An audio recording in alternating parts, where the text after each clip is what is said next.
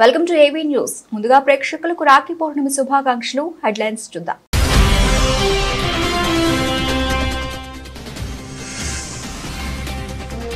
చిన్నారులతో రాఖీ వేడుకలు ఘనంగా జరుపుకున్న భారత ప్రధాని, సంతోషం వ్యక్తం చేసిన మోదీ.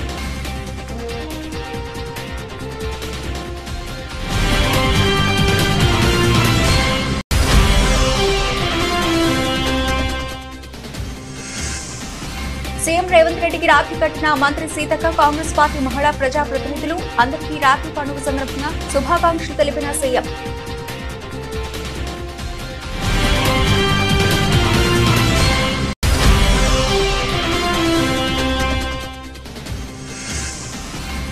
రాఖీ పర్వదినాన్ని పురస్కరించుకుని దేశవ్యాప్తంగా ఘనంగా రాఖీ వేడుకలు. ఏపీ సీఎం చంద్రబాబు రాఖీలు కట్టిన బ్రహ్మకుమారీలు.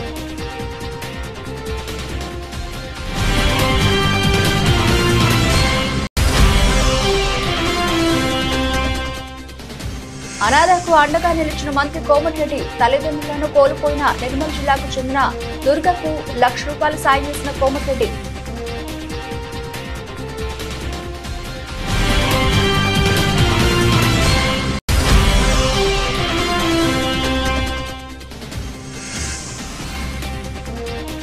అండర్-19 ప్రపంచ కప్ షెడ్యూల్ విడుదల. 2025 జనవరి 18 నుంచి ప్రారంభం.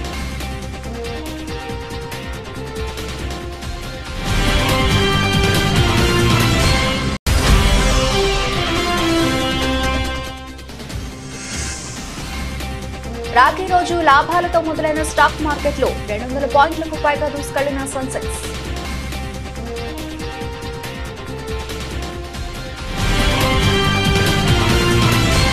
నేడు రాఖీ పౌర్ణమి సందర్భంగా పాఠశాల విద్యార్థులను కలిసి ప్రధానమంత్రి నరేంద్ర మోదీ రక్షాబంధన్ వేడుకలను ఘనంగా జరుపుకున్నారు. వారితో రాఖీ కట్టించుకుని సరదాగా టైం స్పెండ్ చేశారు. ఢిల్లీ పాఠశాల విద్యార్థులు సోమవారం ఉదయం ప్రధాని నివాసానికి వెళ్లి ఆయనకు రాఖీ కట్టారు. చిరునవ్వులు చిందిస్తూ చిన్నారులు ఎంతో ప్రేమతో మోదీకి రాఖీలు కట్టారు. మోదీ తన తల్లి వద్ద కూర్చొని ఉన్న ఫోటోతో ప్రత్యేకంగా తయారు చేసిన రాఖీని ఓ చిన్నారి ప్రధానికి కట్టింది. దీన్ని చూసిన ప్రధాని సంతోషం వ్యక్తం చేశారు.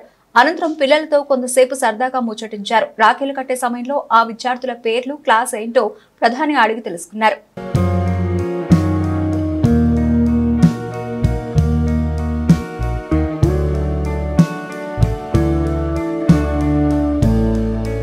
సోదరి సోదరుల మధ్య అనురాగాలకు, ఆప్యాయతలకు ప్రతీక రాఖీ పండుగ అని మంత్రి సీతక్క అన్నారు.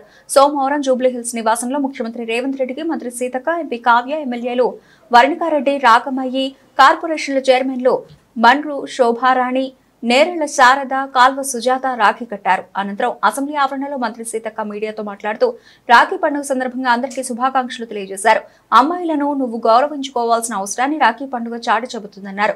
మహిళా భద్రతకు పాటుపడదామని రాఖీ పండుగ సందర్భంగా అందరూ ప్రతిదినం పూనాలన్నారు. సోదరులందరూ బాగుండాలని ప్రతి ఆడబిడ్డ కోరుకుంటుందని తెలిపారు. సమాజంలో వస్తున్న రకరకాల మార్పుల వల్ల మహిళల పట్ల అనేక రకాల హింస జరుగుతోందన్నారు.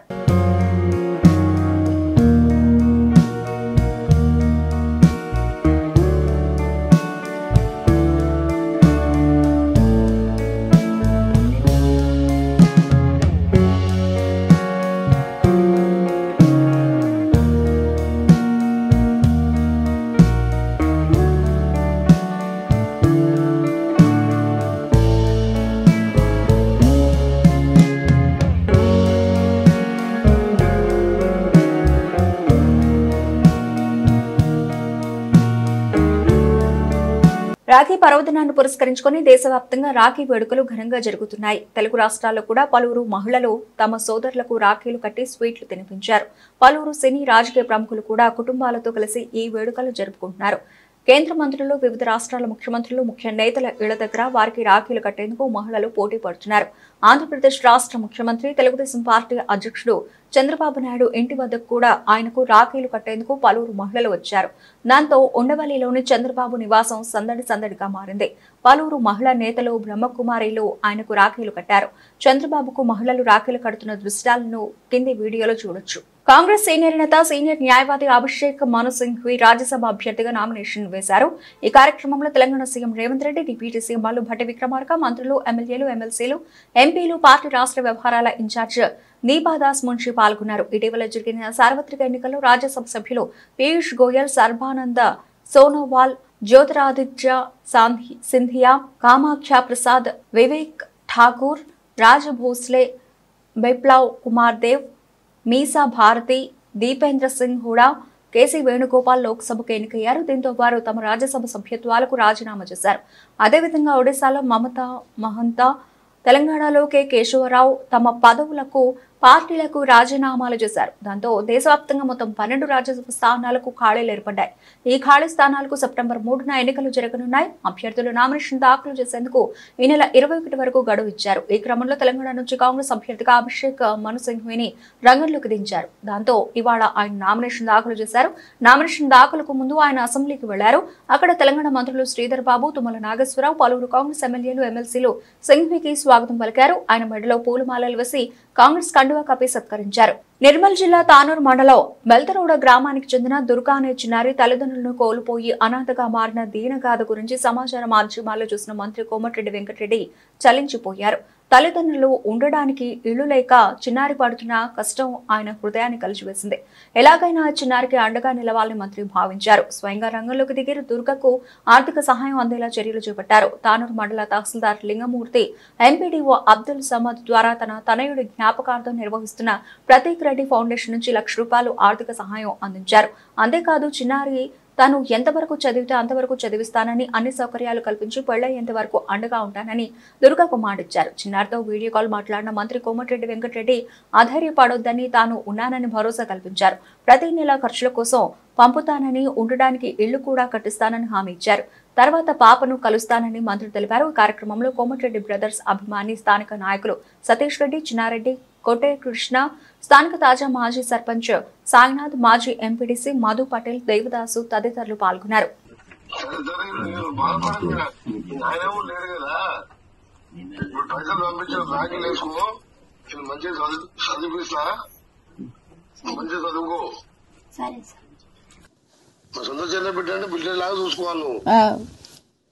అన్న నమస్తే అన్న, చిన్నారెడ్డి మాట్లాడుతున్నా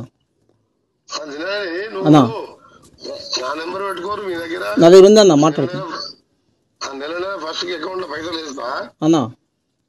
ఈ పైసలు ఈ అమ్మాయి ఫిక్స్డ్ డిపాజిట్ చేయరా, అమ్మాయి పేరు మీద అన్న. పోస్ట్ ఆఫీస్ లో డిపాజిట్ చేయరి. Okay okay. కావాలంటే పిఏ నెంబర్ ఉన్న ఆయన దగ్గర సైజులు ఉందన్న. సైజులు ఫోన్ చేయరు, మీకు ఎప్పుడు ఏం కావాలో చూసుకుంటాడు. 10th క్లాస్ దాకా అక్కడ చదివించి ఇంటర్మీడియట్ మంచి హాస్టల్ లేదా, మంచి హాస్టల్ లేదు. ఏ పొరపాటు ఎక్కడ నా బిడ్డను ఎట్లా చదివించాడు చదివిస్తారు.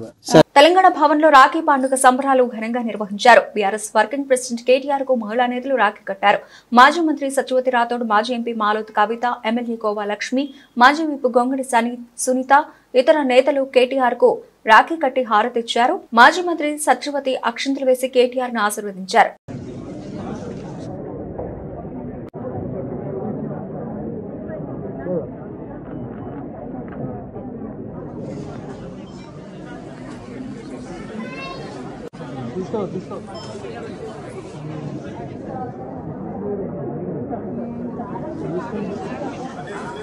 క్రీడా రంగంలో జాతీయ, అంతర్జాతీయ స్థాయిలో ఆది నుండి శ్రీకాకుళం జిల్లాకు ఎంతో గుర్తింపు, గౌరవం ఉన్నాయని కేంద్ర పౌర విమానయాన శాఖ మంత్రి కింజారపు రామ్మోహన్ నాయుడు అన్నారు. సోమవారం శ్రీకాకుళం ప్రభుత్వ డిగ్రీ కళాశాల ఆవరణలో గత 2 రోజులుగా శ్రీకాకుళంలో జరుగుతున్న 11వ జూనియర్ అంతర్జిల్లాల సాఫ్ట్ బాల్ పోటీలో విజేతలకు బహుమతులు ప్రదానం చేశారు. ఈ సందర్భంగా ఆయన మాట్లాడుతూ ప్రపంచ క్రీడా రంగంలో భారత్ అగ్రస్థానంలో ఉండడానికి కేంద్ర ప్రభుత్వం అమలు చేస్తున్న క్రీడా పాలసీ కారణమన్నారు. ఖేలో ఇండియా రాకతో క్రీడా రంగంలో విప్లవాత్మక మార్పులు వచ్చాయని అన్నారు. బడ్జెట్ లో క్రీడలకు అగ్రతాంబూలం ఇస్తున్నామని అన్నారు. శ్రీకాకుళం రూరల్ మండలం పాత్రని వలస వద్ద 30 ఎకరాల్లో ఖేలో ఇండియా పథకంలో అన్ని రకాల క్రీడలను అభివృద్ధి చేస్తున్నామని, ఈ ప్రాజెక్ట్ రానున్న 2 ఏళ్లలో పూర్తి చేస్తామని హామీ ఇచ్చారు. ఆల్రెడీ కాస్త ప్రయత్నం చేశాం, కానీ ఈ రోజు ఉన్నటువంటి పొజిషన్ లో ఖచ్చితంగా సాధించాల్సినటువంటి బాధ్యత ఉంది. కాబట్టి దాన్ని మళ్ళీ పట్టుకొని అతి త్వరగా ఆ కార్యక్రమాన్ని చేకూర్చే బాధ్యత కూడా నేను తీసుకుంటానని ఈ సందర్భంగా తెలియజేసుకుంటూ, ఎప్పుడూ కూడా సొంత లబ్ధి కోసం కాకుండా క్రీడలకి ఏ రకంగా లబ్ధి జరుగుతుందనే ఆలోచనలు ఇలాంటి వేదికల దగ్గరికి వచ్చినప్పుడు క్రీడల పట్ల ఆసక్తి చూపిస్తున్నటువంటి పెద్దలందరూ కూడా మా దృష్టిలో వేస్తున్నారని అంటే ఎంత కమిట్మెంట్ తో వాళ్ళందరూ కూడా ఉన్నారు. నిజంగా నాకు గర్వం వస్తుంది. అంటే అందరికీ చాలా మందికి ఉన్నా సరే కొంతమంది రాలేరు, కొంతమంది పార్టిసిపేట్ చేయరు, కొంతమందికి అవకాశం రాదు. కానీ మీ అందరికీ కూడా వచ్చిందనంటే మీరు విజేతలే. మీరు ఫస్ట్ వస్తే విజేతలు కాదు, మీరు పార్టిసిపేట్ చేయడానికి ట్రై చేయాలి, మేము పార్టిసిపేట్ చేయాలి, మేము గేమ్స్ లో పాల్గొనాలి అని ఎప్పుడైతే ఒక ఆలోచనతో మీరు ఇక్కడికి వచ్చి ఈ 3 days కూడా పార్టిసిపేట్ చేశారో అప్పుడే మీరు విజేతలు అయ్యారు. కాబట్టి ఓటమిగా మీరెవ్వరూ కూడా భావించొద్దు. మొదటి స్థానం రాలేదనంటే మళ్ళీ పార్టిసిపేట్ చేయండి. ఈ రోజు ఈ 3 రోజుల్లో మీరు నేర్చుకున్నటువంటి పాఠాలు ఏవైతే ఉన్నాయో దాన్ని మీరు సద్వినియోగం చేసుకొని నెక్స్ట్ టైం మళ్ళీ ఫస్ట్ వచ్చే విధంగా మీరందరూ కూడా పార్టిసిపేట్ చేసి భవిష్యత్తులో స్పోర్ట్స్ పట్ల ఎప్పుడు కూడా ఇదే ఆసక్తితో మీరు అందరూ కూడా రాణించాలని పిల్లలందరికీ కూడా ఈ సందర్భంగా తెలియజేసుకుంటున్నాను. మరొకసారి ఇంత బ్రహ్మాండంగా ప్యారిస్ లో 6 మెడల్స్ మనం సాధించుకున్నాం. సుమారు 71వ స్థానంలో భారతదేశం ఉంది.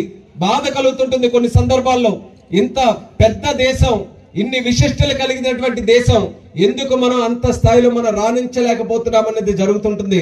కానీ మనం దృష్టి పెట్టాల్సినటువంటిది ఒలింపిక్ లో ఎన్ని మెడల్స్ సాధించామన్నది కాదు, గ్రామ స్థాయి నుంచి క్రీడాకారులు ఏ రకంగా మనం ప్రోత్సహించి అక్కడికి పంపిస్తున్నాం అన్నది, దాని మీద మనం దృష్టి పెట్టాల్సినటువంటి అవసరం ఉంది.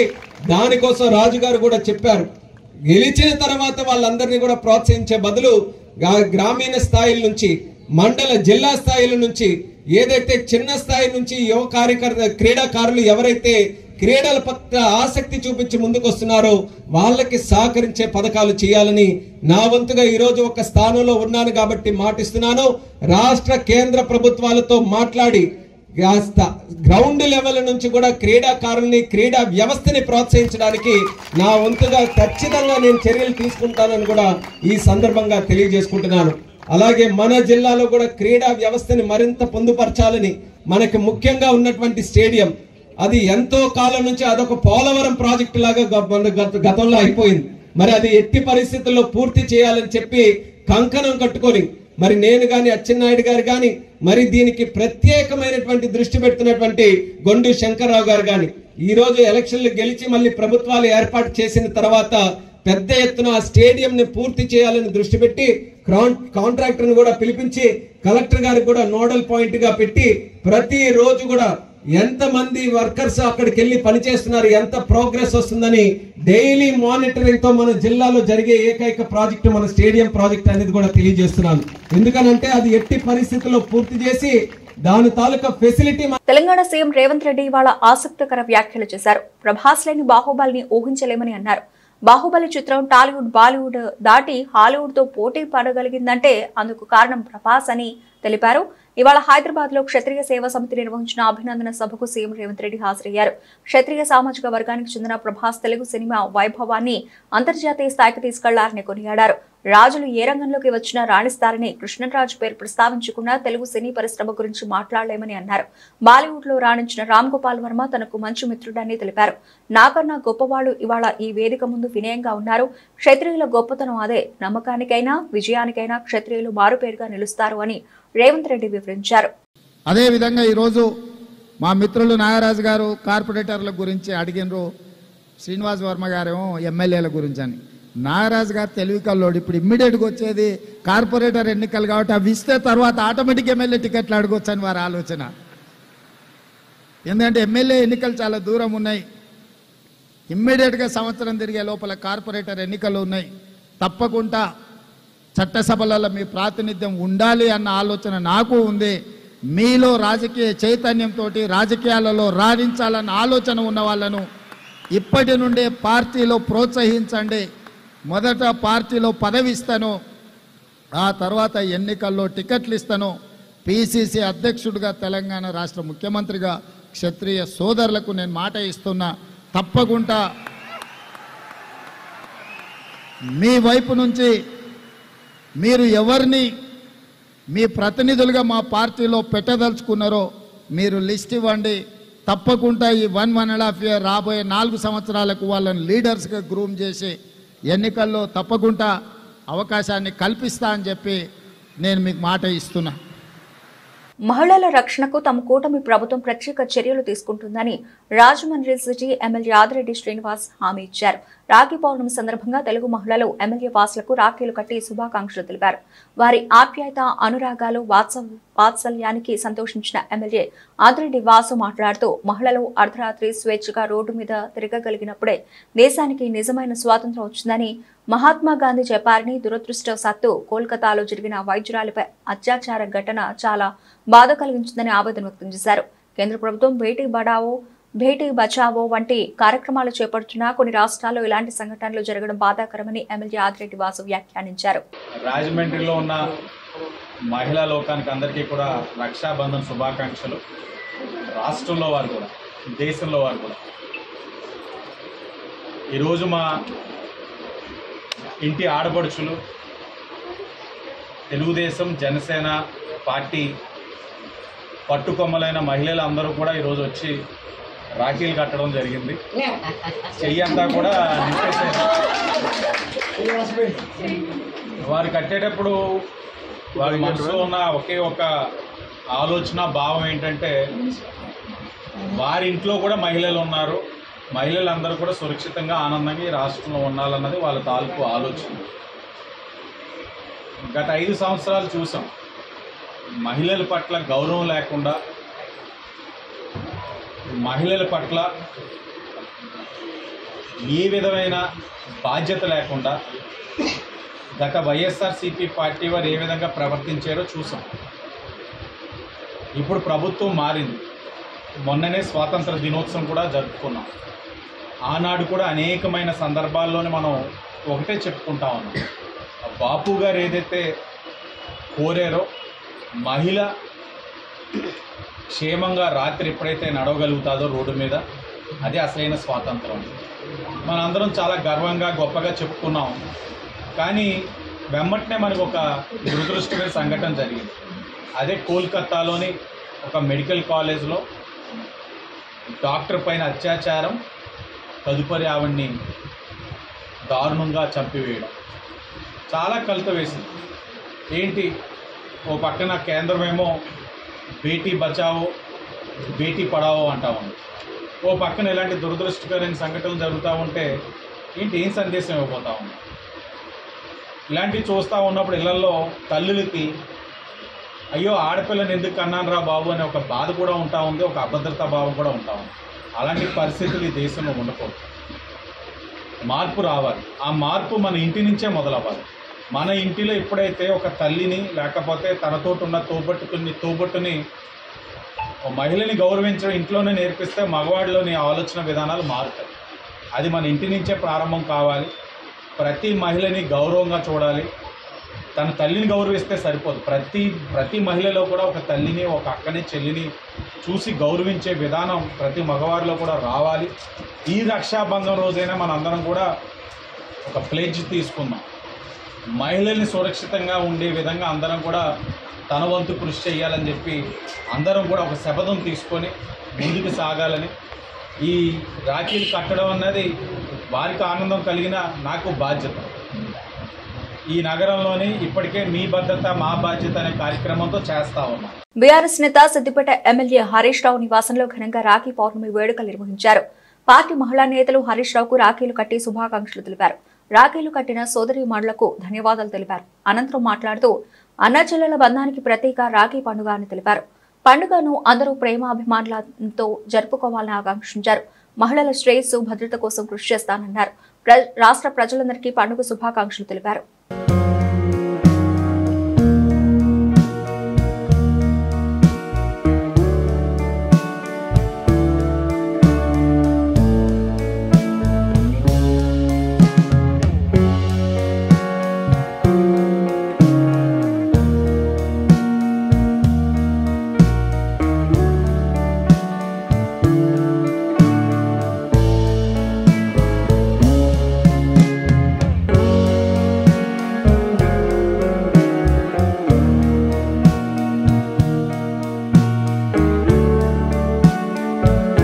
శ్రీలంక వాణిజ్య పర్యావరణ శాఖల మంత్రి సదాశివన్ వేలాందరేన్ బీఆర్ఎస్ వర్కింగ్ ప్రెసిడెంట్ కేటీఆర్ తో మర్యాదపూర్వకంగా భేటీ అయ్యారు. 2014లో భారతదేశంలో కొత్తగా ఏర్పడిన తెలంగాణ రాష్ట్రం కేవలం 10 ఏళ్ల కాలంలోనే సాధించిన అద్భుత ప్రగతి గురించి, గతంలో తాను శ్రీలంక పార్లమెంట్లో ప్రస్తావించినట్టు ఈ సందర్భంగా సదాశివన్ కేటీఆర్ కు తెలిపారు. హైదరాబాద్ లోని కేబుల్ బ్రిడ్జ్ పరిసర ప్రాంతాల అభివృద్ధిని చూస్తే సింగపూర్ ను తలపించేలా ఉందని ప్రశంసించారు. ఐటీ పరిశ్రమల మంత్రిగా కేటీఆర్ తెలంగాణను పెట్టుబడులకు కేర్ ఆఫ్ అడ్రస్ గా మార్చిన తీరును సదాశివన్ అభినందించారు. ఓవైపు ప్రపంచవ్యాప్తంగా నిరుద్యోగ సమస్య పెరిగిపోతూ ఉంటే 10 ఏళ్ల బీఆర్ఎస్ పాలనలో హైదరాబాద్ ను అవకాశాల అక్షయ పాత్రగా మార్చిన తీరు అందరికీ స్ఫూర్తిదాయకమన్నారు. ఈ సందర్భంగా కేటీఆర్ మాట్లాడుతూ 14 ఏళ్ల సుదీర్ఘ పోరాటంతో సాధించిన తెలంగాణలో గత 10 ఏళ్ల పాలనను ఓ యజ్ఞంలా సాగించామని, అందుకే అనతి కాలంలోనే అసాధారణ ఫలితాలు సాధించగలిగామని వెల్లడించారు. తెలంగాణకు గుండెకాయ లాంటి హైదరాబాద్ లో సంపదను సృష్టించి సంక్షేమ రూపంలో పల్లె పాలన పేదలకు పంచామన్నారు. పారిశ్రామిక రంగానికే కాదు పర్యావరణానికి కూడా సమ ప్రాధాన్యం ఇచ్చామని, తెలంగాణలో 7.7% గ్రీన్ కవర్ ను పెంచడం దేశంలోనే అరుదైన రికార్డని గుర్తు చేశారు.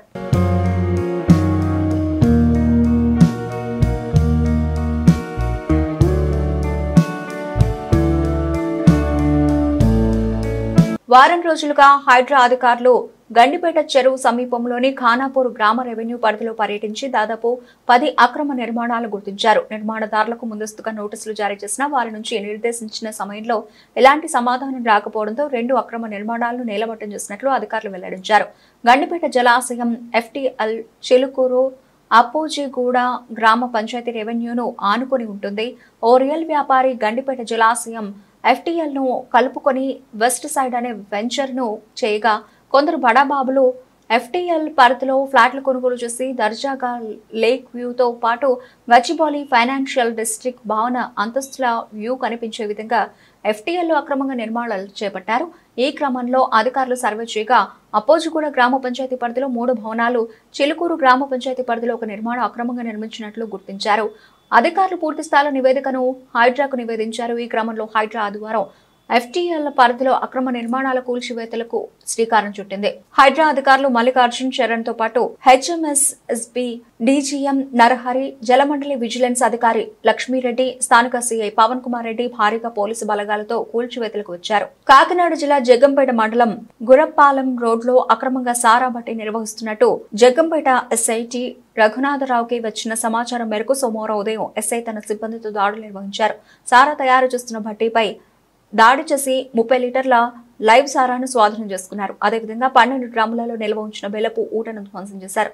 అక్రమ సారా తయారీకి పాల్పడుతున్న జగ్గంపేట గ్రామం సెట్టిబలిజపేటకు చెందిన మునసా జియన్న అనే వ్యక్తిని అదుపులోకి తీసుకుని కేసు నమోదు చేశారు. జగ్గంపేట మండల పరిధిలో అక్రమంగా సారా తయారు చేసిన అమ్మినా కఠిన చర్యలు తీసుకోవడం జరుగుతుందని SI రఘునాథరావు హెచ్చరించారు. 2 ఏళ్లకోసారి జరిగే మహిళల అండర్-19 ప్రపంచ కప్లో 2వ ఎడిషన్ కు సంబంధించిన షెడ్యూల్ విడుదలైంది. ఆదివారం ICC ఒక ప్రకటన ద్వారా షెడ్యూల్ ను ప్రకటించింది. మలేషియా ఆతిథ్యం ఇవ్వనున్న ఈ టోర్నీ 2025 జనవరి 18 నుంచి ఫిబ్రవరి 2 దాకా కొనసాగనుంది. 16 జట్లు పాల్గొనబోయే ఈ మెగా టోర్నీలో జట్లను 4 గ్రూపులుగా విభజించారు. డిఫెండింగ్ ఛాంపియన్ గా బరిలోకి దిగనున్న భారత్ గ్రూప్ ఏలో మలేషియా, వెస్టిండీస్, శ్రీలంకలో తలపడాల్సి ఉంది.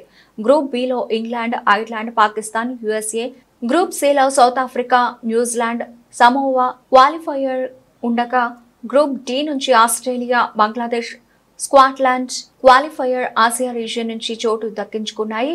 ఈ టోర్నీ తొలి ఎడిషన్ లో షఫాలి వర్మ సారథ్యంలోని యువ భారత జట్టు ఫైనల్లో ఇంగ్లాండ్ ను ఓడించి ప్రపంచ కప్ ను సొంతం చేసుకున్న విషయం తెలిసిందే. కాగా 2వ ఎడిషన్ లో జనవరి 19న వెస్టిండీస్ తో జరగబోయే మ్యాచ్ తో భారత్ వరల్డ్ కప్ వేటను మొదలు పెట్టనుంది. గ్లోబల్ మార్కెట్ల సానుకూల సంకేతాలతో దేశీయ స్టాక్ మార్కెట్లు నేడు లాభాలతో ప్రారంభమయ్యాయి. రాఖీ పండుగ రోజైన నేడు దేశీయ బెంచ్ మార్క్ సూచీలు సెన్సెక్స్, నిఫ్టీ సోమవారం గ్రీన్ లో మొదలయ్యాయి. గిఫ్ట్ నిఫ్టీ సానుకూల ప్రారంభాన్ని సూచించిన క్రమంలో మార్కెట్లు పాజిటివ్ ధోరణుల్లో ట్రేడ్ అవుతున్నాయి. ఈ నేపథ్యంలోనే ఉదయం 9:16 సమయంలో సెన్సెక్స్ 80,665 స్థాయిల వద్ద 200 పాయింట్లకు పైగా దూసుకెళ్లింది. అదే సమయంలో నిఫ్టీ 50, సూచీ 70 పాయింట్లకు పైగా పెరిగి 24,628 స్థాయికి చేరుకుంది. మరోవైపు బ్యాంక్ నిఫ్టీ మిడ్ క్యాప్ సూచీలు కూడా లాభాల్లోనే కొనసాగుతున్నాయి. హిడెన్బర్గ్ సెబీ వివాదం మధ్య స్టాక్ మార్కెట్ పతనమై ఇప్పుడు మళ్లీ కోలుకుందని చెప్పొచ్చు. ఈ నేపథ్యంలోనే ప్రస్తుతం BPCL, ONGC, Shriram finance, NTPC, Titan కంపెనీల షేర్లు టాప్ 5 లాభాల్లో ఉండగా M&M, HDFC life, Tata motors, Grasim, Nestle సంస్థల స్టాక్స్ టాప్ 5 నష్టాల్లో ఉన్నాయి.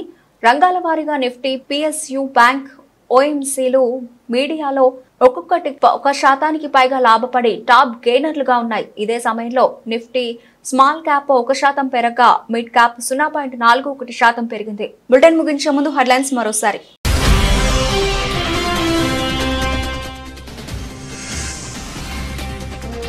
చిన్నారులతో రాఖీ వేడుకలు ఘనంగా జరుపుకున్న భారత ప్రధాని, సంతోషం వ్యక్తం చేసిన మోదీ.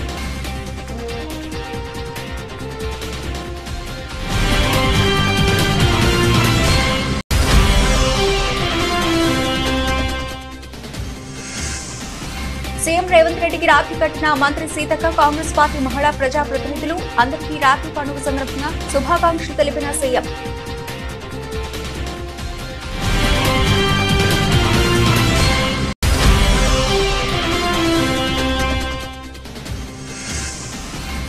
రాఖీ పర్వదినాన్ని పురస్కరించుకుని దేశవ్యాప్తంగా ఘనంగా రాఖీ వేడుకలు. ఏపీ సీఎం చంద్రబాబు రాఖీలు కట్టిన బ్రహ్మకుమారీలు.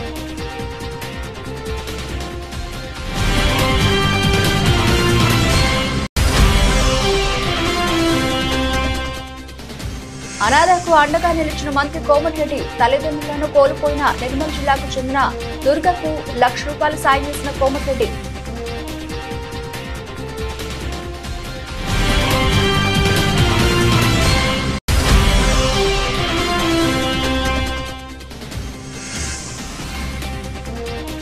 అండర్-19 ప్రపంచ కప్ షెడ్యూల్ విడుదల. 2025 జనవరి 18 నుంచి ప్రారంభం.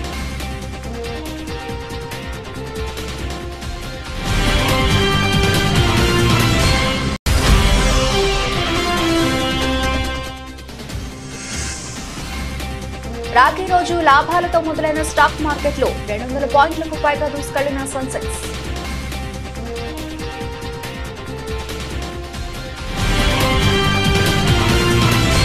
ఇవి ఇప్పటివరకు నవలసిన అప్డేట్స్. మరిన్ని అప్డేట్స్ తో మళ్ళీ కలుద్దాం. అంతవరకు సెలవు. నమస్తే.